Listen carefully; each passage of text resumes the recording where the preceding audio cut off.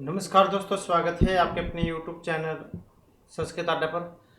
दोस्तों, आज की जो वीडियो इसमें हम करने वाले हैं, आपका हरियाणा में जो टीचर एलिजिबिलिटी जो टेस्ट है टीटी बीटी वाला, जो 30 और 31 तारीख को होगा, तो आपके एग्जामों के लिए पूरे वर्ष में जो एग्जाम था उसको आज की वीडियो में हम यहाँ पर करने वाले हैं। और सभी के सभी क्वेश्चन यहाँ पर महत्वपूर्ण रहेंगे, क्योंकि ऐसे ही क्वेश्चन आपके एग्जाम में पूछे जाएंगे। आपको एक आइडिया भी लग जाएगा कि किस तरीके के क्वेश्चन जो एग्जाम में पूछे गए हैं। कल वाली जो वीडियो थी उसमें भी हमने पहले जो एग्जाम हुआ था उसके महत्वपूर्ण क्वेश्चन जो थे वही किए थे। कल वाली वीडियो अगर आपने नहीं देखी थी तो वो वाली वीडियो आपको इस वीडियो के अंत में मिल जाएगी। तो जल्दी से अपने जो क्वेश्चन है उन्हें देख लेते हैं। तो जिसमें हमारा यहाँ पर पहला क्वेश्चन रहेगा, संधि दृष्टिया समीचीन विकल्पम चिन्वन्तु। तो संधि की दृष्टि से यहाँ पर एक गलत था, इसमें अलग है। अब वो कौन से वाला है? तो इसमें अगर हम पहला वाला ऑप्शन देखें तो जैसे प्रेक्षते, वर्धक और अर्धम ऋण है, तो यहाँ पर जो है इसमें गुण संधि आई है। आधे गुण से गुण संज्ञा, आध गुण से गुण होता है। उपेंद्र, गंगोत्कम और ये उन्नरप्र हैं, मतलब ये कृष्णार्थी तवलिकार हैं, ये सारे के सारे इसी के हैं, मतलब गुण संधि के है, गुण होता है इसमें रिक। और वृद्धि की बात करें तो इसमें वृद्धि होती है। वृद्धि की पहचान क्या, उसकी दो मात्राएं होती है। वृद्धि राधे से वृद्धि संज्ञा, वृद्धि रेचि से वृद्धि होती है। कृष्ण एकत्वम गंगोग है, और देवेश्वरियम कृष्णोत्कंठ्यम, उपैति उपाधते पृष्ठो है, अक्षोहिणी ये, और प्रोह प्रोढ़ है, प्रोढ़ी प्रेष्य है, प्रेष्य है, सुखार्थ है, प्राणम वत्साणम, प्रारिस्ति उपारिस्ति, ये सारे के सारे क्या है आपके वृद्धि के उदाहरण हैं। वृद्धि संधि में आते हैं सारे सारे। और इसको अगर हम देखें यहाँ पर प्रारिस्ति कन्यार्जते उपार्चन, ये वृद्धि बतलाई गई है। अब वृद्धि की हमने आपको बतलाई दिया। इसमें उपसर्गादिति धातु एक सूत्र है जो वृद्धि में आता है। प्र प्लस में रिस्ति प्रारस्ति, एक तो यही रूप बनता है, एक उपारिस्ति बनता है, सेम इसी का जैसी है उपारिस्ति। तो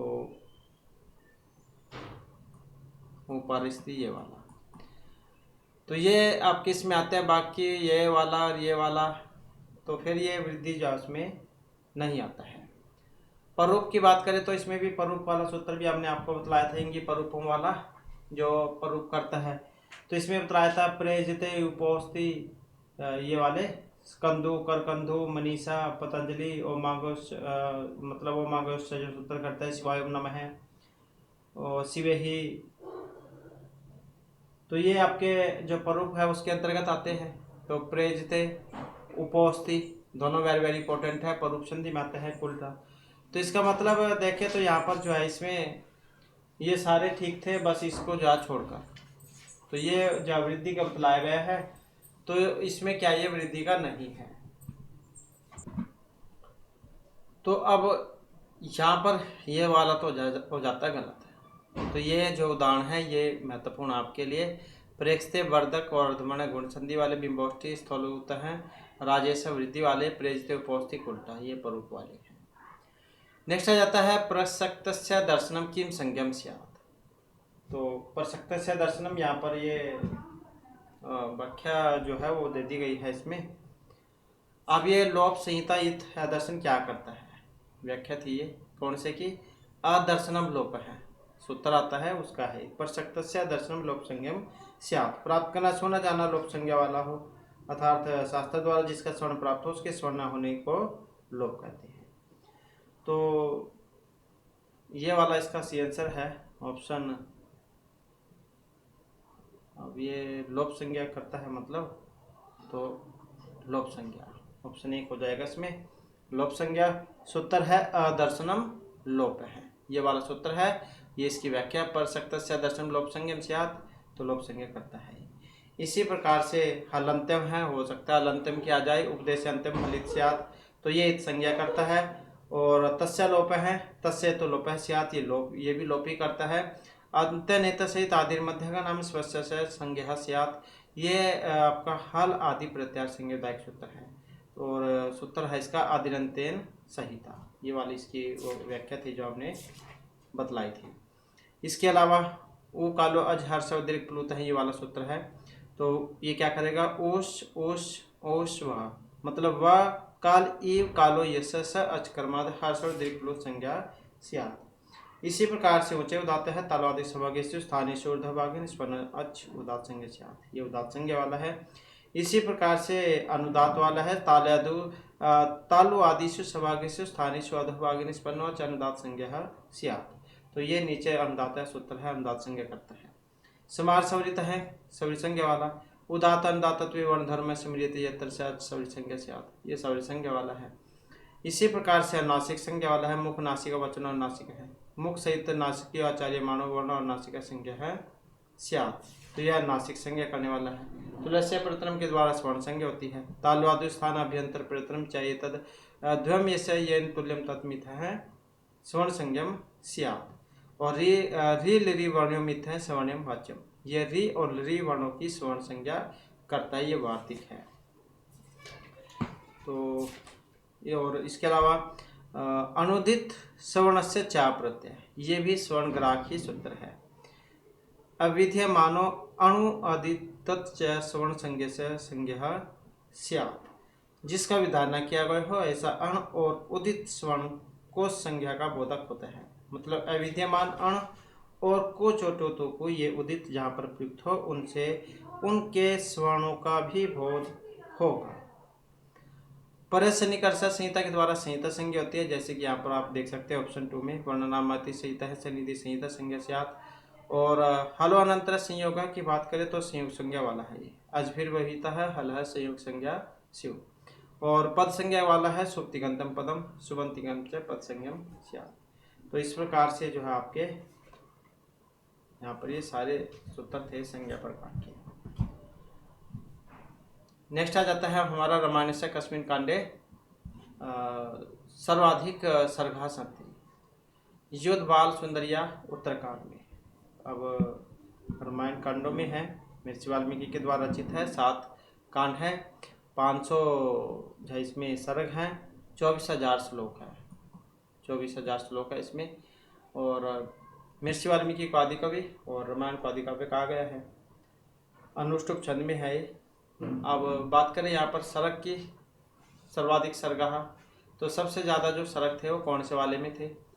तो सबसे ज़्यादा जो सर्ग है यहाँ पर ये युद्ध वाले में माने गए हैं।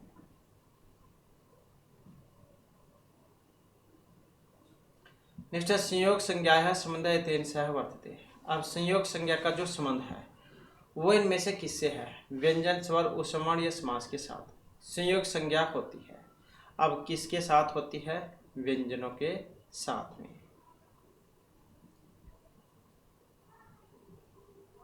और यहाँ पर जो हम आंसर कर रहे हैं, फाइनल जो आंसर की जारी की थी एचपीएससी ने, चाहे वो गलत थी ठीक थी, तो उसी के अनुसार जो हम सही आंसर मानेंगे। इसके बाद है कस्मिन महाकाव्य पाषाण त्रय वर्तते। तो कौन सा महाकाव्य जिसके 3 जो सर्ग थे वो पत्थर के समान माने गए थे? शिशुपाल, नैसचरित, किरातोर्जुनीय और रघुवंश के। तो कौन सा था? यही वाला था किरातोर्जुनीय।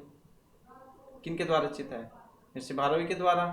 अर्धगौरव के लिए जान जाता है, 18 सर्ग में है, वीर रस है इसमें। शिशुपाल वध महर्षि माघ के द्वारा रचित है। नैसचरित श्रीहर्ष के द्वारा रचित है, इसमें 20 थे सर्ग, इसमें 22 है। रघुवंश महर्षि कालिदास के द्वारा रचित है, इसमें 19 है। इसके बाद है बालकः ग्रामं गच्छन् तीर्णं सपृष्टि अत्र अनिप्सित कर्म अस्ति। अब यहाँ पर अनिप्सित कर्म ग्रामं गच्छन् तीर्णं या बालका कौन से वाला है? बालका ग्रामं गच्छन् तीर्णं सपृष्टि। अब यहाँ पर जो उदाहरण था ये द्वितीय विभक्ति में आता है, तथा युक्तम च अनिप्सितम, वो वाला सूत्र है जो इसमें लगता है कि कुछ पदार्थ ऐसे होते हैं जो कि कर्ता के द्वारा अनिप्सित होते हुए भी इप्सित की तरह क्रिया से जुड़े रहते हैं, तो उनकी भी कर्म संज्ञा होती है। ओदनम व्यंजन विषम मुक्ते। अब अनिप्सित कर्म कौन से वाला है इसमें? तो यही है तीर्णम, या फिर एक और वो उदाहरण आता है यहाँ पर बालक जोड़ दे इसमें, या फिर ऐसे भी आ जाता है ग्राम गच्छन् तीर्णम सपृष्टि। तो बात एक ही है, तो तीर्ण हो जाएगा यहाँ पर।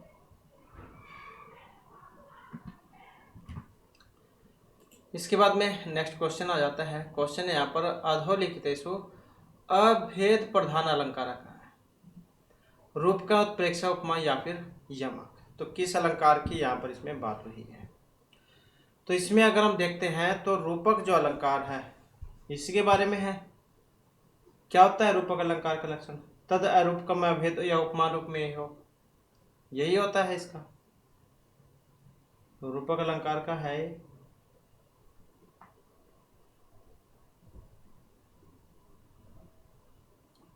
इसके बाद है महाभारत से कस्मिन पर्वणि शकुंतलोपाख्यान प्राप्त।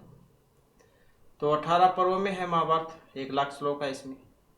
अब शकुंतलोपाख्यान जो है ये वन पर्व, आदि, भीष्म, अश्वमेध पर्व, किस में आता है शकुंतलोपाख्यान, जिसमें अभिज्ञान शकुंतलम थी।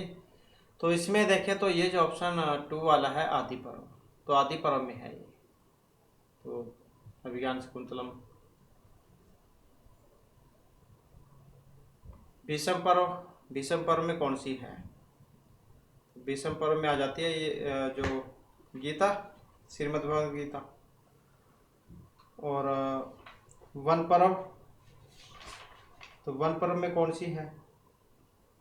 और ये कि हाँ, एक नलोपाख्यान भी है जो ये महाभारत में ही आता है। और वन पर्व की अगर हम बात करें तो वन पर्व का संबंध किससे था? फिर ये किरातोर्जुनी में है। तो इस प्रकार से अलग अलग जो यहाँ पर सरक है इनसे ये लिए गए हैं। इसके बाद है अधोलिखितेषु सुवर्ण दृष्टया उचितम विकल्पम चिन्वन्तु। अब सही जहाँ कौन से वाला है इसमें? ई च्वर्ग, त क्वर्ग, ग विसर्ग, व त्वर्ग, ल त्वर्ग श। तो सही कौन से वाला था इसमें? तो यही था ईचु ऐसा नाम तालु लरी तुलसा नाम दंता। लरी, त्वर्ग, ला और सा, इनका जो उच्चारण है ये दांत से होता है। तो यही ठीक था इसमें। ईचु ऐसा नाम तालु होता है, अकोह विसर्जनम कंठ होता है, और ईचु ऐसा नाम तालु ये भी गलत था क्योंकि ये ठीक था इसमें लरी तुलसा नाम दंता। रावणस्य 10 आनानि आसन इत्यस्य वाक्यस्य एक वचन रूपम अस्ति। तो 10 मुख थे रावण के।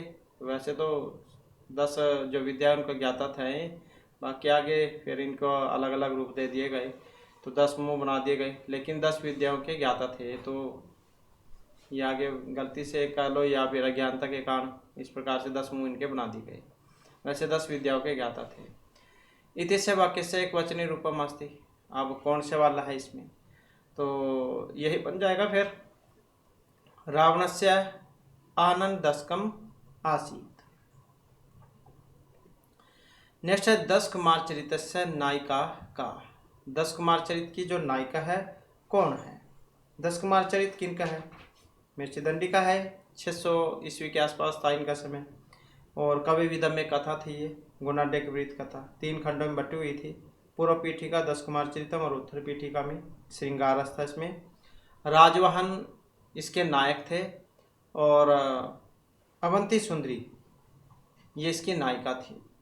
वैदर्भी शैली, प्रसाद एवं माधुर्य गुण था, और 8 उच्छ्वास में था।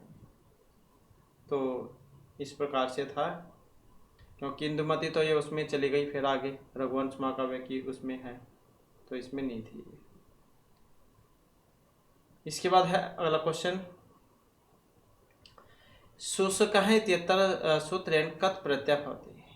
अब संयोगादेर धातु अण्वत् हल है, शुष्कः या निष्ठा।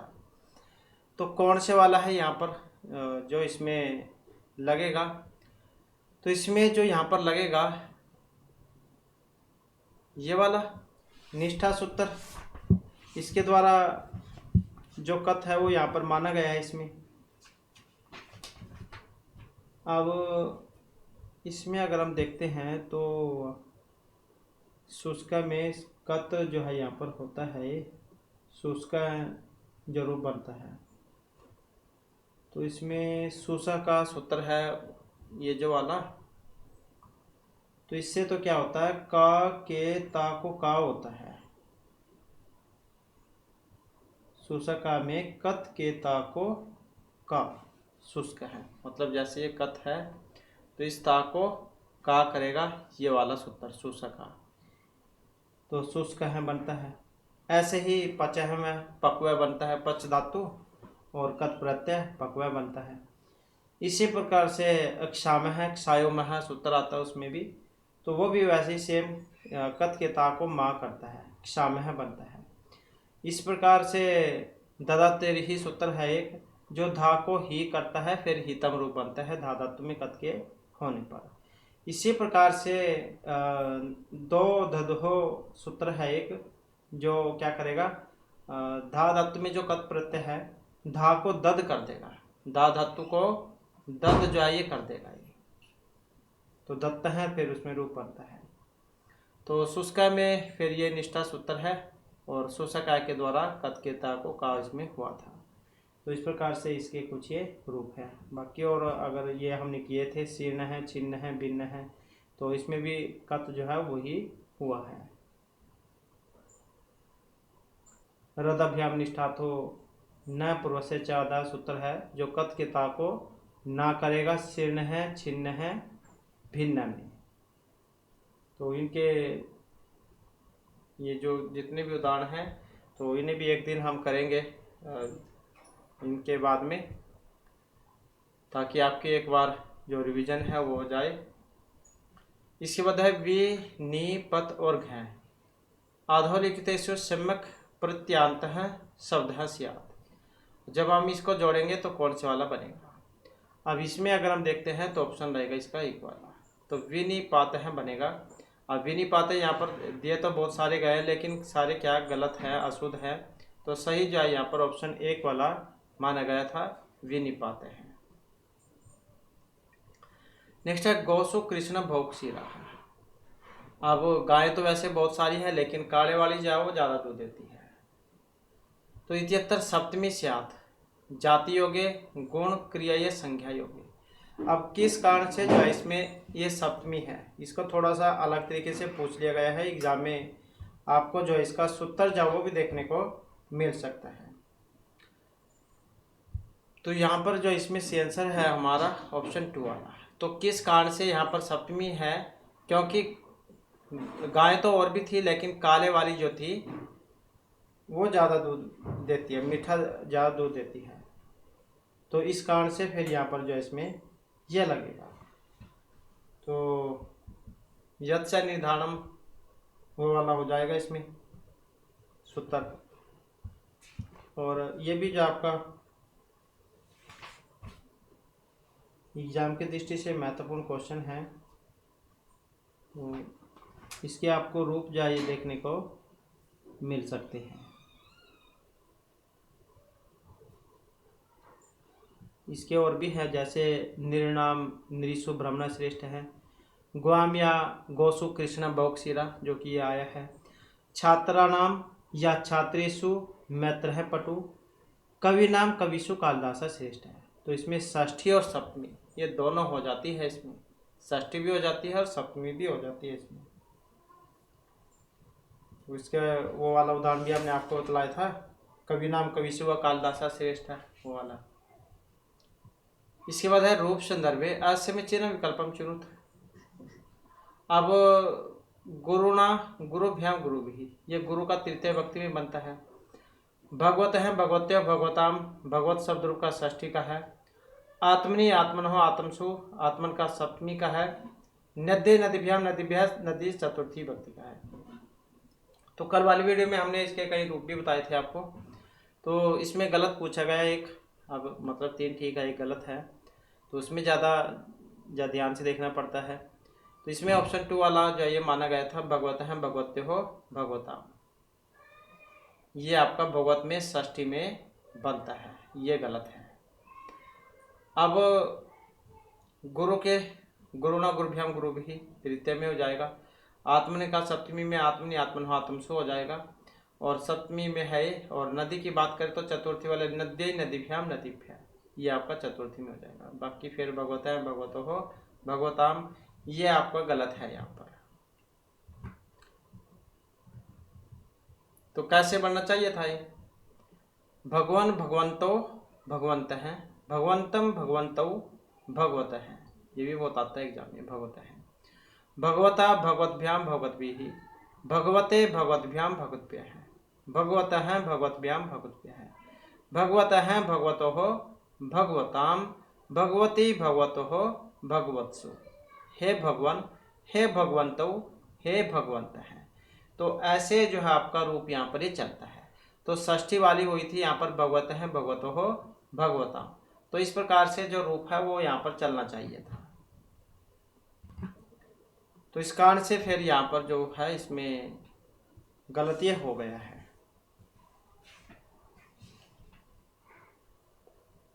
नेक्स्ट है हमारा क्वेश्चन, सामाजिक इत्यस्मिन् पदे प्रकृति प्रत्ययस्थ है। सामाजिक भी कैसे बना है, प्रत्यय है इसमें। अब कौन से वाला ठीक रहेगा इसमें, तो इसमें देखें तो यही वाला ठीक है। समाज में जो ठक प्रत्यय है ये हो जाएगा, तो उसके बाद फिर सामाजिक जो रूप है बनेगा। और इसी प्रकार से और भी बहुत सारे हैं, जैसे कालिकम है, कालात में ठे प्रत्यय के होने पर, ऐसे ही मासिकम है, मास में ठे के होने पर मासिकम, ऐसे ही संवत्सर में ठे प्रत्यय होने पर संवत्सरिकम बनता है। और आध्यात्मिकम है, अध्यात्म में ठे प्रत्यय होने पर आध्यात्मिकम बनता है। ठे में ठा शेष बचेगा, ठसेगा, और उसके बाद फिर ठा कोई कोकर बनता है। इसी प्रकार से आदिदैविकम है, आदि भौतिकम है, एहि लौकिकम है, पारलौकिकम है। तो इन सभी में ठे जो प्रत्यय है उसका प्रयोग हुआ है। और इसी प्रकार से आपका सामाजिक था, इसमें ठक प्रत्यय हुआ था। समाज शब्द है, इसमें ठक है, ठक कोई को हो जाएगा तो सामाजिक बन जाएगा। ऐसे ही धार्मिक है, धर्मम चलती, धर्म में ठक होने पर धार्मिक। इसके बाद है अगला क्वेश्चन हमारा, अधोलिखितेषु शुद्ध वाक्यम चुनोत। तो इसमें जो शुद्ध है वो आपने बतलाना है। शुद्ध कौन सा है, सह चौराय समकुरुध्यति, गंगा हीमते प्रभवती, आगतेभ्य विप्रेभ्य दक्षिणाम देहि, पिता पुत्रम स्नेहयति। तो सही जो है वो कौन से वाला है, इसमें सही की बात करें तो यही वाला हो जाएगा इसमें, ऑप्शन 3 वाला। तो यही है, आगतेभ्य विप्रेभ्य दक्षिणाम देहि, दाधातु देण्यार्थ में चतुर्थी। नेक्स्ट है, अधोलिखितेषु कृत प्रत्यय नास्ति। अब कृत प्रत्यय नहीं है, वो कौन से वाला है, तव्यत अनियत यत अनियत तव्यत यत, मतलब कौन सा है, कृत प्रत्यय नास्ति नहीं है। नहीं है कौन सा, ये वाला, इसमें केलिमर प्रत्यय है, लैप है, कैप है। तो कृत्य प्रत्यय नास्ति। प्रत्यय 3 होते हैं, कृदन तदित और स्त्री प्रत्यय।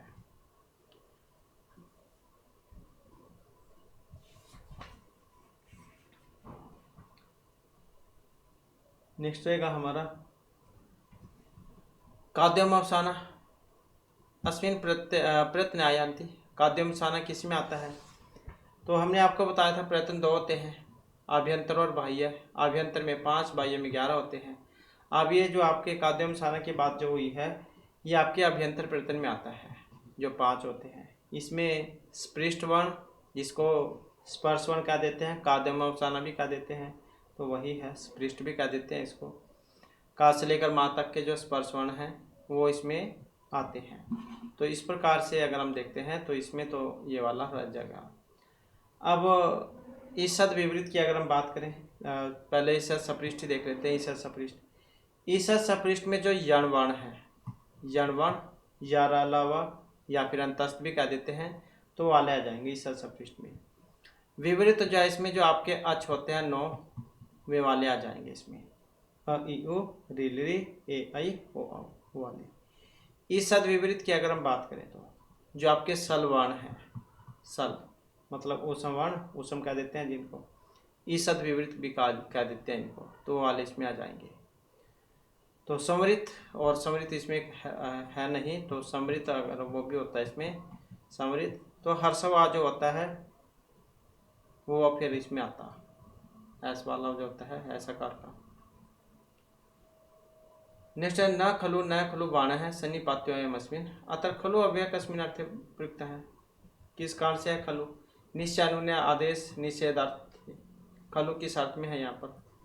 अव्यय क्या होते हैं? जो किसी विभक्ति लिंग वचन कारण कारक के कारण कोई परिवर्तन उसमें न हो। तो न खलु बाण है सन्नी पात्यो अस्मिन, खलु अव्यय कस्मिन अर्थ प्रयुक्त है। तो किस अर्थ में आया था यहाँ पर? ऑप्शन 2 वाला हो जाएगा इसमें, मतलब जो अनुनय जो है इस अर्थ में यहाँ पर आया था। इसके बाद है अहम च त्वम च राम च वाणश्याम। अब अहम त्वम राम मतलब 3 बंदे हो गए, अहम त्वम और राम। वाणश्याम, अब ये पठिश्याम है, पठिष्यन्ति, पठिष्यता या पठिष्यति, कौन से वाला ठीक है? परधातु तो हो गई इसमें, लेकिन जो क्रिया जो है वो इनके अनुसार होगी। अब कौन सी वाली लगेगी? प्रथमा की लगेगी, मध्य की लगेगी या फिर उत्तम की लगेगी? तो कौन सी वाली लगेगी इसमें? तो यहाँ पर जो इसमें लगेगी फिर ये पठिष्यामः, पठिष्यति, पठिष्यतः, पठिष्यन्ति, पठिष्यसि, पठिष्यतः, पठिष्यत्, पठिष्यामि, पठिष्यावः, पठिष्यामः, मतलब इसके वाली लगेगी। तो क्योंकि 3 हो गए तो उत्तम पुरुष बहुवचन वाली फिर इसमें हो जाएगी। तो पठिष्यामः जो है यहाँ पर इसमें ये माना गया था। इसके बाद है इस, और ये वेरी इंपॉर्टेंट है, आपकी बार भी जरूर देखने को मिलेगा क्योंकि पिछले साल भी आया था और आपकी बार भी मान के चलो कि जरूर आएगा। सिर्फ यहाँ पर क्या होगा, ये नाम बदल जाएंगे और क्रिया बदल जाएगी, बाकी सारा काम हो ही रहेगा। क्रिया वैसे ही चलेगी अगर 3 बंदे यहाँ पर हो गए, मैं, तुम और राम। इसके बाद इस बालिका को पढ़ना अच्छा लगता है। अच्छा लगने में कौन सी धातु थी? तो हमने आपको बतलाया था इसमें रुच धातु वाला। अच्छा लगने अर्थ में रुच धातु जो है वो चलती है। रुचि अर्थ नाम प्रियमाण है। रुच के अर्थ वाली धातु के योग में प्रश्न होने वाला संप्रदान कहलाएगा, उसमें चतुर्थी होगी। शिशवे कर्णकम रोचते या फिर बालकाए मोदकम रोचते, वो वाला तो वही है। फिर ये इस बालिका को, बालिका मतलब लड़की है, लड़की स्त्रीलिंग वाला चलेगा रूप इसमें। तो कौन से वाला फिर बनेगा इसका? ये वाला हो जाएगा अस्यई बालिकायई पठनम रोचते, तो यही बनेगा फिर इसका। नेक्स्ट है वासुदत्ता ग्रंथ से नायिका है। वासुदत्ता जो ग्रंथ है उसमें नायक कौन थे? अब नायिका तो वासुदत्ता हो गई, फिर नायक कौन थे? उदयन, कंदर्प, केतु, योगेंद्रायणी, चिंतामणि। तो आसान क्वेश्चन है यहाँ पर, वासुदत्ता ग्रंथ के नायक कौन है?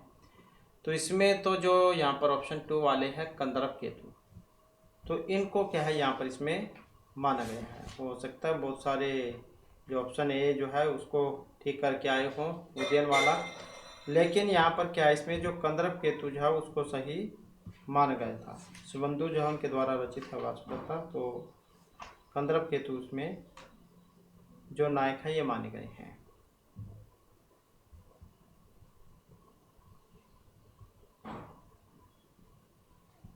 और ये वासुदत्ता उसमें भी आती है जो सपन वासदत्तम है, नायिका है उसमें वासुदत्ता, नायक उदयन है। लेकिन यहाँ पर वासुदत्ता ग्रंथ की बात हुई है, वासुदत्ता ग्रंथ नायक कौन है? क्योंकि वासुदत्ता तो उसमें भी थी सपन वासदत्ता में नायिका, उदयन नायक थे उसमें, लेकिन यहाँ पर एक ग्रंथ ही है सुबंधु की वासुदत्ता। इसके बाद नमः वयोगे विभक्ति कौन सी होती है? अब नमः जो है, नमः स्वस्ति स्वाहा सवधा लंबा सठ, ये वाला सूत्र है। तो इसके योग में कौन सी होती है? चतुर्थी विभक्ति इसके योग में होती है। तो फिर देखिए तो कौन सा वाला बनना चाहिए? यही वाला बनना चाहिए इसमें, चतुर्थी विभक्ति वाला। और अगर आपकी बार यहाँ पर नमः की जगह क्रोध आ जाए, क्रोध धातु, तो क्रोध दुर्ह ईर्ष्या असूया अर्थानाम यम प्रतिकोप है। अगर ये हो फिर इनके योग में चतुर्थी होती है। और अगर क्रुद्ध दुर्ह उपसृष्टि हो क्रम, क्रुद्ध दुर्ह उपसर्ग सहित हो, फिर चतुर्थी भी होगी और द्वितीय विभक्ति भी होगी। तो ये भी आप याद रखिएगा। शूर्पणखा इत्यस्मिन् अणत विधानम सूत्रम स्यात्। शूर्पणखा में अणा जो होगा, क्योंकि वैसे तो शूर्प ना बनता है नखा, ना कौन है वाला कौन सा है? अट कुप नुम वायापी रसभ्याम नवनासमान पदे पूर्व पदार्थ संज्ञाम नख मुखात संज्ञाम। कौन से वाला है नाकवाणा करता है? तो इसमें अगर देखें तो ये जो है ऑप्शन 3 वाला ये इसमें माना गया था, पूर्व पदार्थ संज्ञाम अवह। नेक्स्ट है अधोलिखितेषु कस्य वर्णनम कादम्बर्याम नास्ति? अच्छोत सरोवर पंपा सालमली देवदार वृक्ष।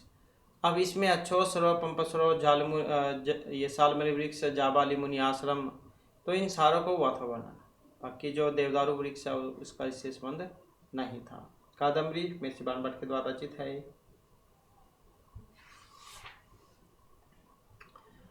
नेक्स्ट आएगा अभिमुखी करने काय भक्ति।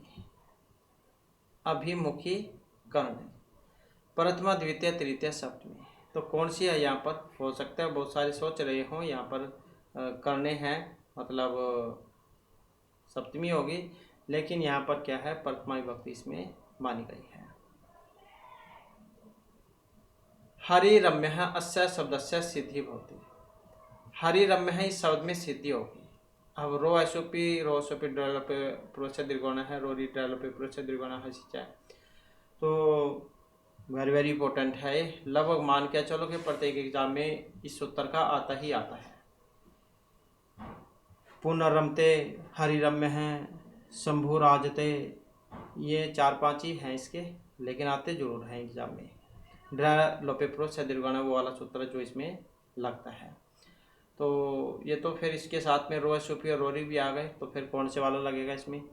तो इसके साथ में फिर ये वाला भी लगेगा, क्योंकि ये जो है यहाँ पर इसमें क्या बनता है? हरीर बनता है। ये हरीर और रम्य थे, रम हरीर रम्य है, ऐसे कर लेते हैं, हरी रम्य है, तो ये वाला है। अब यहाँ पर भी रहा है, यहाँ पर भी रहा है, फिर ये जो सूत्र है ये पहले वाले का लोप कर देगा, रोरी। फिर इससे ड्रा लोपे पुरुष से दीर्घ होने से दीर्घ हो जाएगा, उसके बाद बनता है फिर ये वाला हरिरम्य। इसी प्रकार से शंभु राजते में है, सारों में बातें वही है, रा आता है पहले और फिर रोरी से उसका लोप होता है। नेक्स्ट आ जाता है हमारा गुरु हो धर्मे छात्र विद्यालय में गति। अब इस वाक्य से क्रम वाच्य स्यात्, गुरु छात्र के साथ विद्यालय जाता है। अब अगर यहाँ पर हम उसमें लेके चले से विभक्ति में सह के योग में कौन सी होती है? तृतीय विभक्ति। कौन सा लगता है उसमें? सह साकम सार्धम वो वाला, मतलब सहयुक्त या प्रधानी वो वाला सूत्र लगता है, सह साकम सार्धम सम। इन शब्दों में तृतीय विभक्ति होती है। शिष्य है गुरुणा सह विद्यालयम गस्ती, राम है जनके साकम गस्ती, हनुमान वानरे सार्धम जानकी मार्ग, मतलब सह साकम सार्धम जहाँ पर भी हो तो उसमें संयुक्त अप्रधानम ये वाला सूत्र लगता है। अब यहाँ पर यह आया है उसमें कर्मवाच्य में, तो जब हम इसका कर्म में बनाएंगे तो कौन सा बनेगा? कर्म में क्या होता है? जो कर्ता वाला होता है उसमें तृतीया और कर्म में प्रथम होती है। अब इसमें फिर कौन से वाला है जो इसमें यहाँ पर बना है? तो ये वाला गुरु का क्या हो जाएगा? गुरु छात्र के साथ गुरु का गुरुणा हो जाएगा, छात्रेण सह विद्यालयम का विद्यालय है प्रथमा में, और फिर ये क्रिया क्रम के अनुसार तो गम्यते बन जाएगा। तो ऐसे बनता है फिर ये। इसके बाद है अगला क्वेश्चन हमारा, अधोलिखितेषु का सूक्ति नीति शतके नास्ति। नीति शतक में नहीं आई थी। नीति शतक किन का है? मिर्ची बत्रेरी का है नीति शतक। 3 शतक थे इनके, नीति श्रृंगार और वैराग्य शतक। इसके अलावा वाक्य पद्य भी लिखा था उन्होंने, मुक्त काव्य जो है उसमें आता है, मुक्त काव्य की श्रेणी में। तो यहाँ पर पूछा गया था नीति शतक में जो नहीं आता है, अब नहीं आएगा। वाग्भूषणम भूषणम न खलु विह तेजसा मनोरथा नाम गति न विद्यते नाना फले फलती कल्पते भूमि। तो इसमें अगर हम देखते हैं तो ये ऑप्शन 3 वाला जो था, मनोरथा नाम गति न विद्यते, ये वाला, तो ये वाली सूक्ति फिर इसमें नहीं आई थी। बाकी ये तीनों जो है आपकी इसमें थी नीति शतक में। नीति शतक जो है ये आता है उसमें मुक्ता काव्य के अंतर्गत। कौन कौन से हैं इसमें जो मुक्ता काव्य में आएंगे? 3 तो इन्हीं के हो गए, नीति श्रृंगार और वैराग्य शतक। 100 श्लोक में है। शतक मतलब 100। अमरु कवि का है अमरु शतक, वो भी इसमें ही है। इसके अलावा पंडित जगन्नाथ के भामिनी विलास और रस गंगा मतलब गंगा लहरी, सुधा लहरी, रस गंगाधर, शिवदास का सदुक्ति कर्णामृत, और ये जलहन का सुक्ति मुक्तावली, सारंगधर पद्धति, बलदेव विरचित सुभाषितावली, रूप गोस्वामी का पद्मावली। तो मुक्त काव्य जो उसकी श्रेणी में ने माना गया था। इसके बाद अधोलिखितेषु नह च पदान्तस्य झलि, नस्य पदान्तस्य झलि वाला सूत्र है ये वो। तो इस सूत्र का उदाहरण नहीं है यहाँ पर। अब नस्य पदान्तस्य झलि का एक सूत्र नहीं था, वो कौन से वाला है फिर इसमें। और अब ये हन्य से प्यांसी नंसती हंसी, कौन से वाला नहीं में पूछ लिया गया था इसमें, तो नहीं है। अब इसमें अगर हम देखें तो कौन से वाला हो सकता है, ऑप्शन 1 वाला हन्य से। अब ईशान से बना था इसका, ईशान प्लस में सी, और आक्रांत से बना था, तो ये हन्य से जो है इसमें नहीं बनता है। इसके अलावा तीनों रूप आपको मिल गए, पियांसी, नंस्यति और हंसी।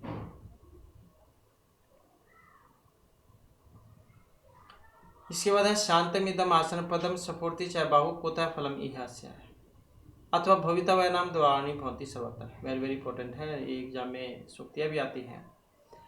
तो ये श्लेष उपमा अतिशोक्ति अर्थांतन्यास कौन से अलंकार का उदाहरण था यहाँ पर ये। तो इसमें अगर हम देखते हैं, ये था ऑप्शन 4 वाले का, मतलब जो अर्थांतन्यास जो अलंकार है तो उसका था उदाहरण ये।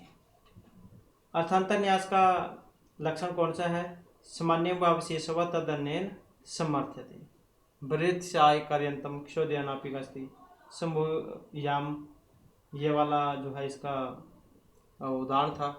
तो लक्षण भी आप साथ में जो है इसका याद रखिएगा, ये अर्थांतन्यास वाला। इसके बाद है अगला क्वेश्चन, सनग्धर छंद आदो गण है भवती। सनग्धर जो छंद है इसमें शुरू का गण कौन सा, मतलब आदि गण पूछ लिया गया है, ये भी हमने आपको बतलाया था। सनग्धर छंद वाला क्या था इसमें, मेभ्रियाणाम त्रिमुन, हाँ मेभ्रियाणाम त्रेन त्रिमुनि यति युता सनग्धरा कीर्ति। 3 मुनि मतलब 7 21 ऐसे थे इसमें, और 21 अक्षर थे 7 21। अब शुरू का गण कौन सा था इसमें, हो सकता है बाद वाला पूछ लिया जाए। तो इसमें आया था ये वाला, मतलब मेभ्रियाणाम त्रेन। तो मेभ्रियाणाम मतलब मगण, रगण, मगण, रगण, भगण, नगण और 3 यगण, यही थे। मगण, रगण, भगण, नगण, 3 यगण, 3 मुनि मतलब 3 यगण। तो इस प्रकार से थी ये।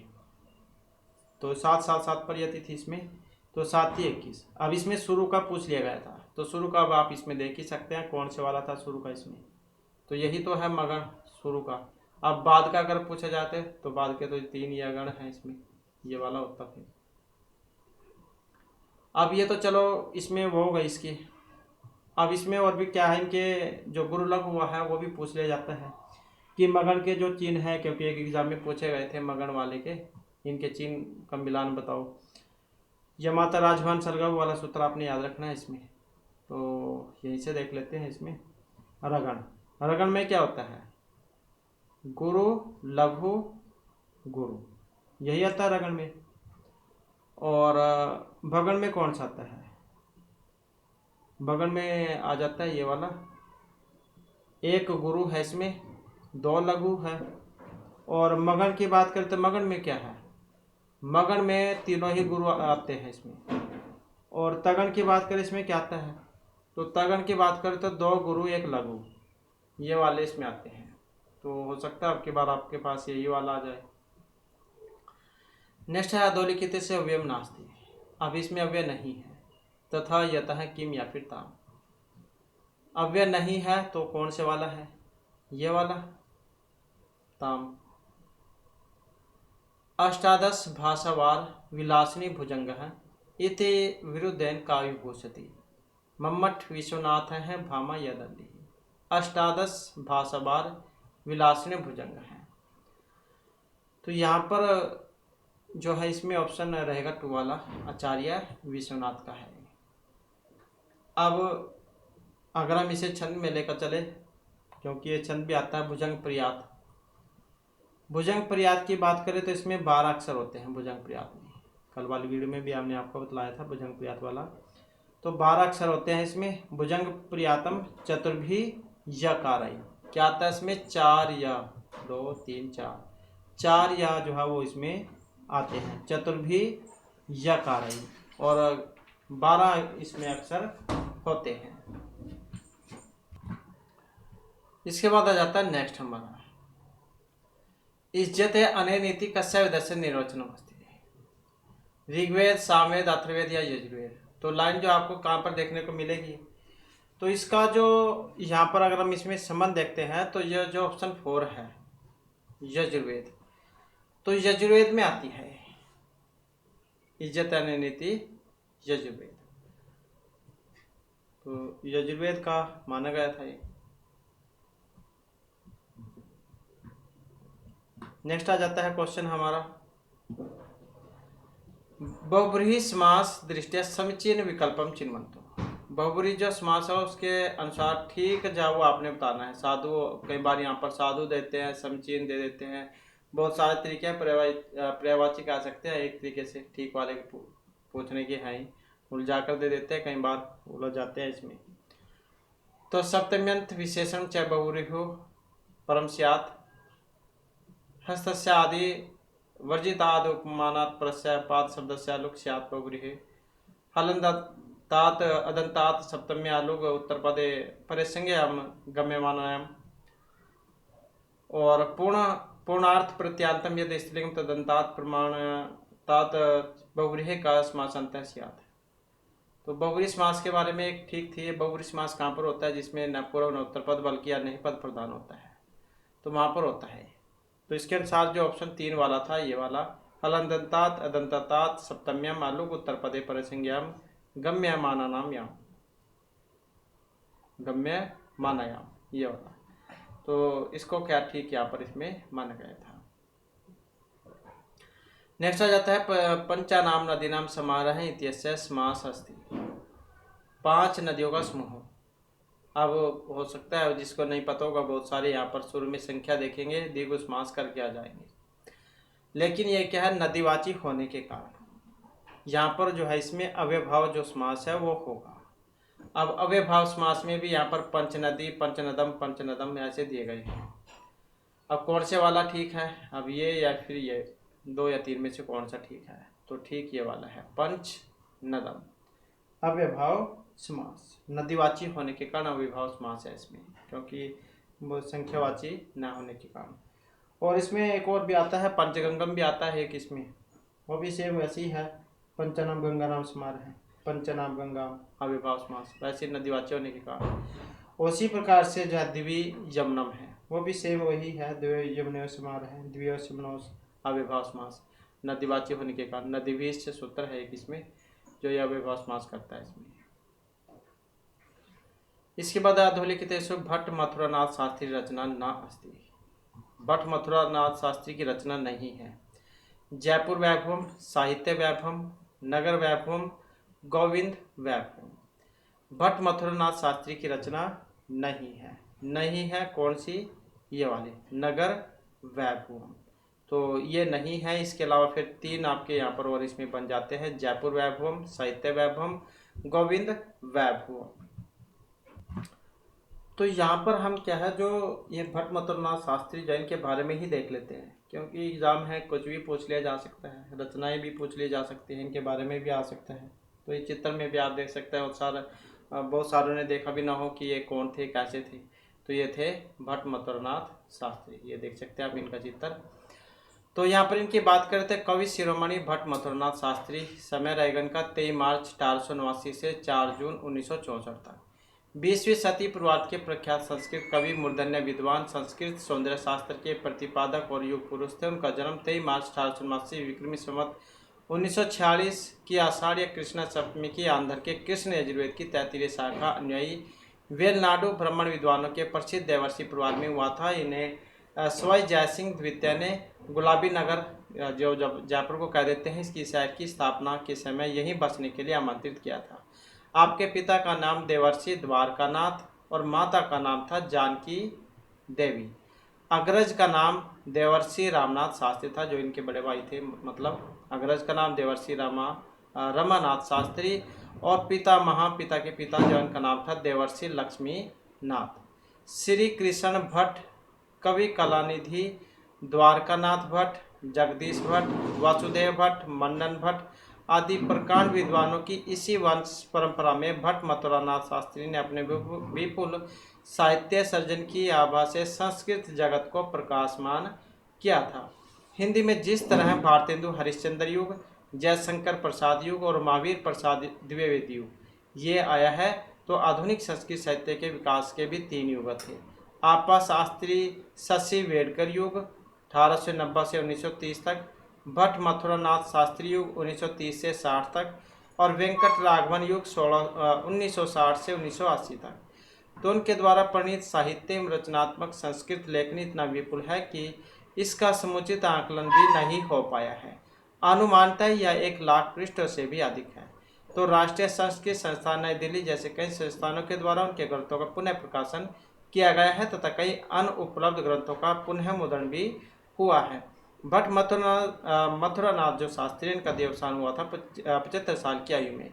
हृदय गति रुकने के कारण, मतलब हृदयघात के कारण 4 जून 1964 को जयपुर में। तो ये चित्र आप देख लीजिएगा। यहाँ पर बात करें इनके जो काव्य थे तो वो देख सकते हैं। संस्कृत काव्य जो है, जो कि अभी आपने देखे, जैसे जयपुर वैभवम है, साहित्य वैभवम, गोविंद वैभवम, गीति विधि, भारत वैभवम, ये वैभव बस समझ लीजिएगा, जो वैभव है वो इनकी है। संस्कृत सुबोधनी 2 भागों में थी ये। संस्कृत सुधा, सुलभ संस्कृतम ये 3 भागों में थी।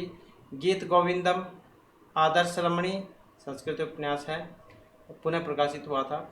यह है मुगल साम्राज्य सूत्रधारों महाराजो मानसी हैं, संस्कृत उपन्यास है ये भी।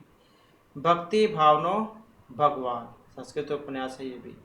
गाथा रतन समुच्चय, हाल की गाथा सप्तशती से चयनित गाथाएं, संस्कृत पद्य और प्राकृत में। संस्कृत गाथा सप्तशती प्राकृत गाथाओं का उन्हीं छंदों में अनुवाद व व्यंग्य स्वकर्ष व्याख्या। और इसके बाद है गिरवाण गिरा गौरवम, ये केंद्रीय संस्कृत विद्यापीठ से संबंधित है। शिलालेख ललंतिका, शरणागति रहस्य, वज्र कविता विधि, चतुर्थी स्तव और चंद्रदत्त ओझा, ये सारी जो है इन्हीं की रचनाएं थी। तो जो ठीक ठाक सी लग रही है आपको देखने में, उन्हें आप याद कर लीजिएगा। जयपुर वैभव, साहित्य वैभव, गोविंद वैभव, गीति विधि, भारत वैभव। और संस्कृत सुबोधनी हो जाएगा, संस्कृत सुधा और सुलभ संस्कृतम, गीत गोविंदम, आदर्श रमणी। बाकी और जो इसमें कौन सी लगेगी ठीक,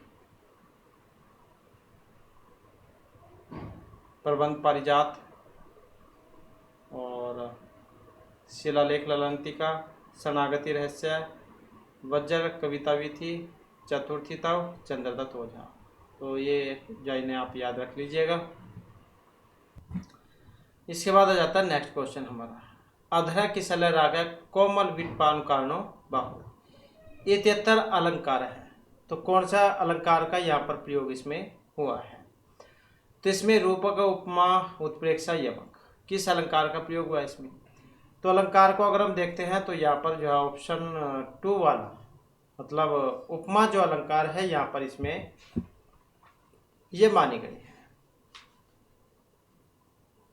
और कौन कौन से हैं इसके? कमलम इव मुखम मनोज्ञमेतत्, ययाति एव शर्मिष्ठा वर्तु बहुमता भव, क्षणात् प्रबोधमयाति तमसा लंघ्यते पुनः, निर्वासितः प्रदीपस्य सीखे जड़तमति। तो ये आपके उपमा जो अलंकार हैं इसके उदाहरण हैं। नेक्स्ट है अधोलिखितेषु समास दृष्टिया असमीचीन विकल्पम चुनतु, मतलब एक गलत है इसमें, 3 ठीक है, एक गलत है। अश्वाय घास है इति अश्वघास है, तपस है वनम इति तपोवनम, कुत्सित रथ कद रथ है, और सर्वच रात्रि इति सर्वरात्र है। कौन से वाला गलत लग रहा है आपको यहाँ पर? तो इसमें अगर हम देखते हैं तो यही वाला गलत लग रहा है, अस्वाय घासयति आसव घास है। अस्वाय घास, घोड़े के लिए घास, आसव घास, ये गलत है। बाकी और तपवन, तप सह वनमिति, तपस्या के लिए वन, तपवनम। कद रथ है, क्वचित रथ है। और सर्वरात्र है, सर्वचैसव रात्रि की सर्वरात्र है। तो बाकी और तो ठीक लग रहे हैं यहाँ पर इसमें, तो यही गलत है।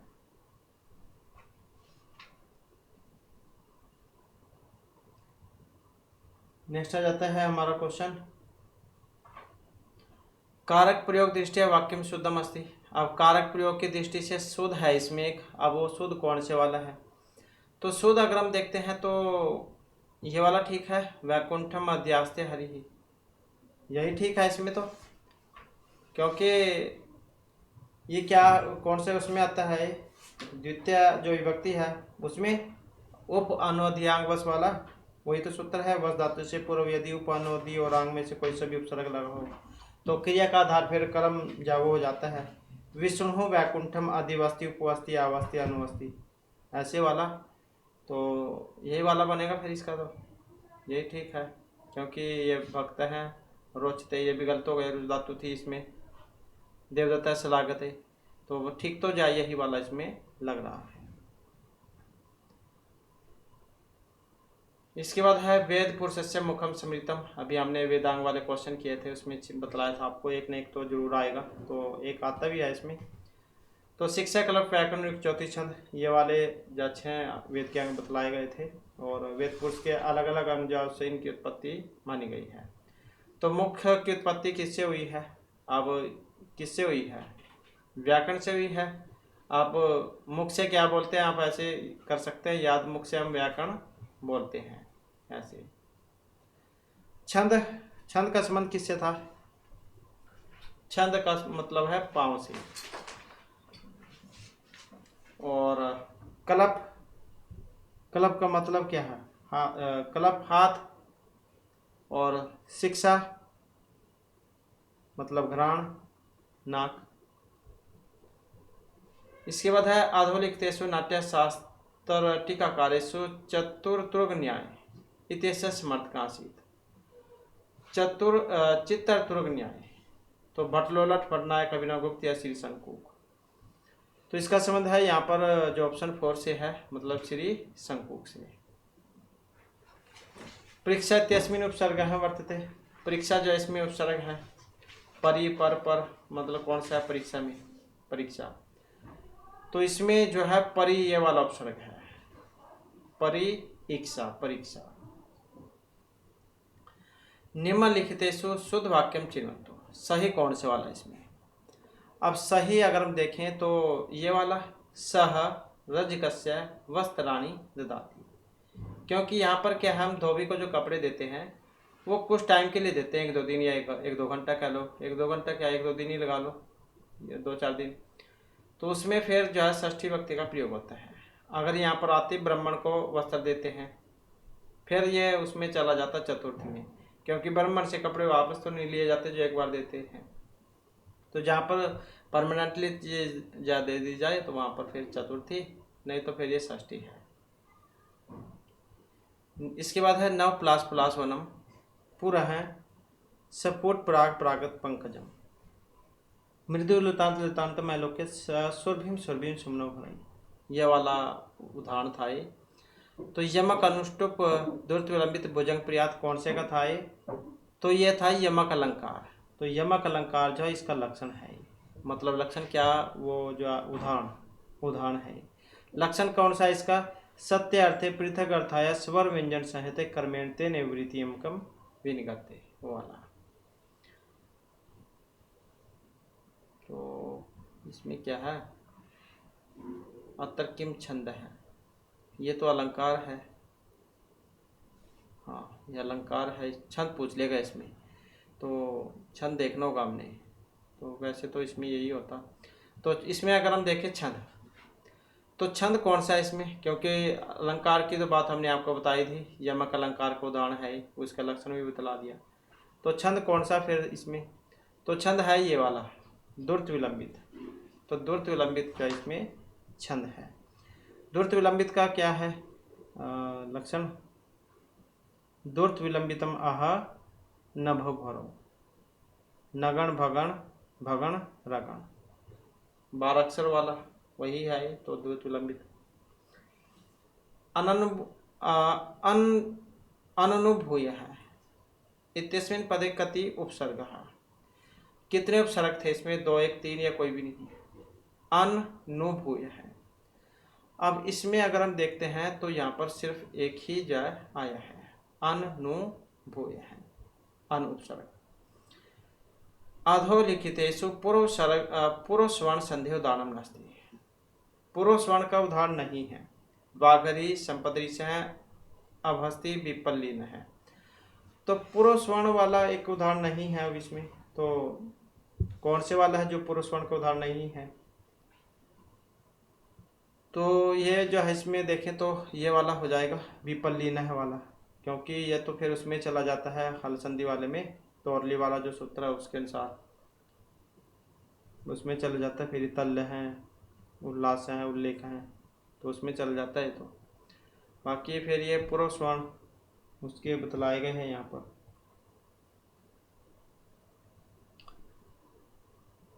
तो ये आप इसमें याद रखिएगा, वाघरी संपत्ति से अभ्यस्ति, तो ये उसके हैं। इसके बाद है देव पूजका इत्यस्मिन् पदे समास है। शाक पार्थिवादि समास, कर्मधारय, चतुर्थी, षष्ठी कौन सा है?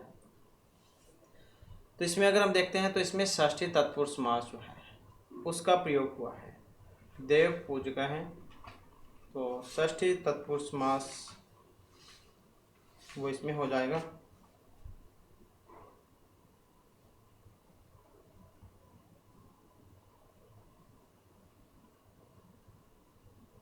इसी प्रकार से उसमें उसका भी आता है, ये षष्ठी वाले में राजपुरुष हैं, पूर्वकाय हैं, अपरकाय हैं, अर्धरीच हैं,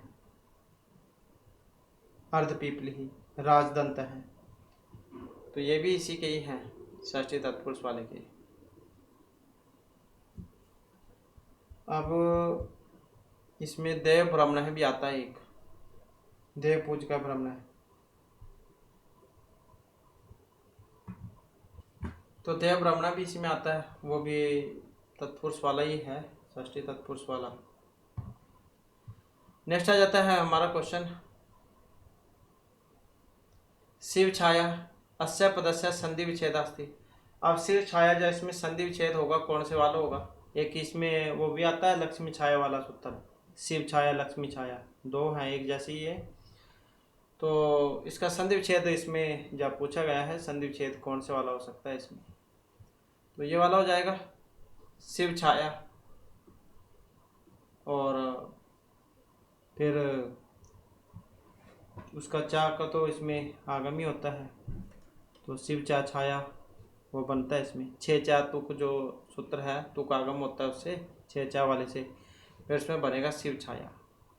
और ऐसे लक्ष्मी छाया था, उसके बारे में हमने आपको बताया था, पदांत द्वा सूत्र है जो सेम ही काम करता है जैसे पहला सूत्र करता है तुक आगम वाला। तो इसमें भी 2 रूप बनते हैं, लक्ष्मी छाया, लक्ष्मी चा छाया। इसमें भी 2 बनते हैं, एक में तो ये बीच में चा हो जाएगा और एक में कट हो जाएगा, तो ये भी 2 बनते हैं। इसमें 6 चा सूत्र लगेगा, और लक्ष्मी छाया अगर आ जाए, हो सकता है कि बार दूसरे वाला उदाहरण आ जाए लक्ष्मी छाया, तो उसमें पदांत द्वा सूत्र लगेगा। इसके बाद कश्चित कवि इत्यस्य ग्रंथस्य रचनाकार है। गिरधर शर्मा, पंडित राम प्रसाद, भट्ट मथुरनाथ या नित्यानंद शास्त्री, किनका है कश्चित कवि ही?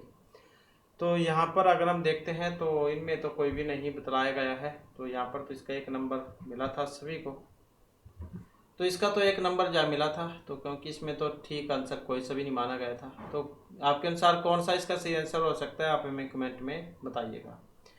इसके बाद है सुमेलनम कृत्वा समुचितम विकल्पम चिन्वन्तु, मतलब इनका सही जो मिलान है वो आपने यहाँ पर बतलाना है, किसका कौन से के साथ संबंध है। तो इसमें जो यहाँ पर सी आंसर जो ऑप्शन 2 को माना गया था। अब जैसे ये इस कृष्णव आया है यहाँ पर, अब इस कृष्णव, इस चा कृष्ण चा, ये इस अलग है, कृष्ण अलग है।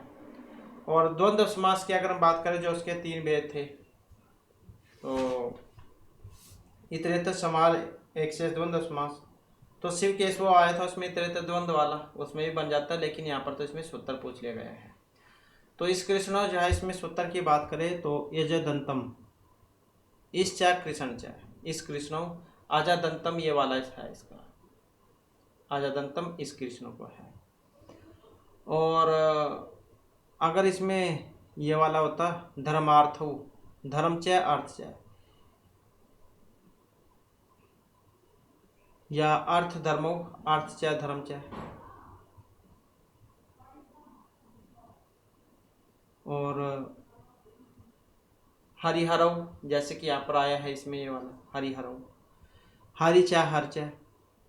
तो इसमें द्वंद्व की सूत्र क्या वो लगेगा, कौन सा द्वंद्वेगी, ये वाला इसका है। और घी संज्ञक पद का पूर्व निपात करने वाला सूत्र है ये द्वंद्वेगी, हरिहरव हरिचा हरचा। और आजादंतम वाला आज़ादी का पूर्व निपात करने वाला सूत्र था आजादंतम, इस चा इस कृष्णो इस चा कृष्ण चा ये वाला। और शिव केशव, शिव केशव जो है इसमें लगेगा अल्पच तरम वाला, ये वाला अल्पच तरम, ब का एक ही है ना, यही है। तो इसमें शिव केशव लगता है, शिवचा केशवचा अल्पच तरम ये वाला सूत्र है। अल्प अच, अच क्या कौन होते हैं स्वर, तो अल्प अच वाले शब्द का पूर्व निपात विधायक सूत्र है। और पिता मात्रा, पिता मात्रा में कौन सा आता है, एक शेष वृत्ति सूत्र, पिता मात्रा या पितरो माता चाहे पिता चाहे, या माता पितरो आ जाता है माता चाहे पिता चाहे। तो इसमें फिर जो है कौन सा जो एक बच गया, कौन सा बचा, ये वाला अभिहितम चाहे, ये वाला फिर इसमें लग जाएगा।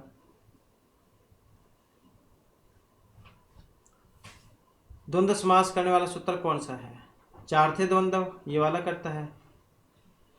चा के कितने अर्थ बतलाए गए हैं, चार थे द्वंद्व में चा के चार बतलाए गए हैं अर्थ, चार थे द्वंद्व में चा के चार हैं, समुच्चय अनुवाच्य इतरयोग और समाहार।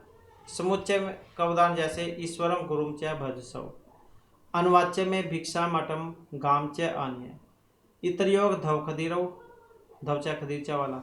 और समाहार संज्ञा परिभाषा, संज्ञा च परिभाषा च अन्य समाहार है। तो इस प्रकार से जो है यहाँ पर ये आप इसमें याद रखिएगा।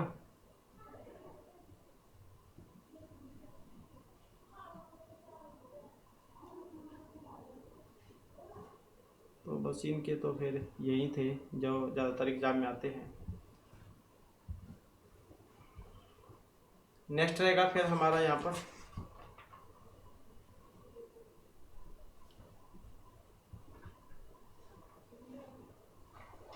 भस्मीभूतस्य देशस्य पुनः आगमनम कुतः, अत्र पुनः अव्यय कस्मिन् अर्थे प्रयुक्त है। तो ये क्या वाक्य था एक, और वाक्य किसमें था, ये था उसमें चार्वाक दर्शन में, चार्वाक दर्शन में तो था ये। तो दर्शन शास्त्र के बारे में हमने आपको बतलाया था, दो भागों में बटा हुआ था, आस्तिक और नास्तिक में। आस्तिक जो वेद को मानने वाले, नास्तिक जो न मानने वाले थे। तो नास्तिक में था फिर ये चार्वाक दर्शन, उसमें आया था ये एक जो यहाँ पर श्लोक है ये वाला, कि यावत जीवेत सुखम जीवेत ऋणम कृत्वा घृतम पिबेत भस्मीभूतस्य देहस्य पुनः आगमनम कुतः, वो वाला। संस्थापक बृहस्पति थे और दूसरा नाम था लोकायत दर्शन। तो उसमें से था खाओ पियो मौज करो, वाक्य था इसका। तो इसमें ये जो पुनः जो आया है, पुनः वह कस्मिन् अर्थे प्रयुक्त है, तो अर्थे बार बार दोबारा निश्चयार्थे। तो मतलब आप समझ गए हैं, इसमें दोबारा से इसका मतलब है कि जब तक जियो मजे से जियो, चाहे आपको कर्जा लेकर क्यों ना जीना पड़े, क्योंकि एक बार जब शरीर नष्ट हो जाता है तो दोबारा वो वापस नहीं मिल सकता है। तो दोबारा था ये। और अगर एग्जाम में पूछ ले जाए कहाँ से लिया गया है, तो नास्तिक दर्शन में है, नास्तिक दर्शन में जो चार्वाक दर्शन है। इसके बाद ने धातु लट लकारे प्रथम पुरुष वचने रूपम निश्चति नश्यति नईश्यति नंशति, ने धातु ले जाने अर्थ में होती है ये। जब इस लिट लकार में हम रूप बनाएंगे तो निश्चति बन जाएगा इसका फिर ये। इसके बाद आधुलिखित का छंद तिष्टुप जाति अंतर्गत है स्यात्। तिष्टुप में कौन सा है यहाँ पर, दुर्ति लंबित इंद्र वज्र और संतिल का मालनी। अब गायत्री उष्णिक अनुष्टुप ऐसे ही होता है गायत्री उष्णिक अनुष्टुप वृत्ति पंक्ति त्रिष्टुप जगती। तो जैसे त्रिष्टुप है, अब त्रिष्टुप में देख लीजिएगा इसमें कितने होते हैं गायत्री उष्णिक अनुष्टुप, इससे ऐसे लगा के, और सेम वही फिर इनमें भी होंगे। अब जैसे इसमें देख लेते हैं दूरत्व विलंबित वाले में कितने थे, दूरत्व विलंबित में वाले में 12 बतलाए थे, इसमें 12 चौका 48 वाला। इंद्र वज्र में 11 चौका 44, 11 थे इसमें। वसंत तिलका में कितने थे, इसमें 14 थे, 14 चौके 56 वाला, या हाँ। मालिनी में कितने थे, नन्मय यही थे मालिनी बोगिलो का 15 चौके 60 वाला। तो इसी प्रकार से त्रिष्टुप में थे। अब कितने अक्षर थे इसमें, तो इसमें 11 चौके 44। तो ऐसे ही देख लेते हैं, जैसे ये 24 आपका गायत्री वाला, गायत्री उष्णिक अनुष्टुप वृत्ति पंक्ति त्रिष्टुप जगती। 24, 28, 32, 36, 40, 44, 11 चौका 44।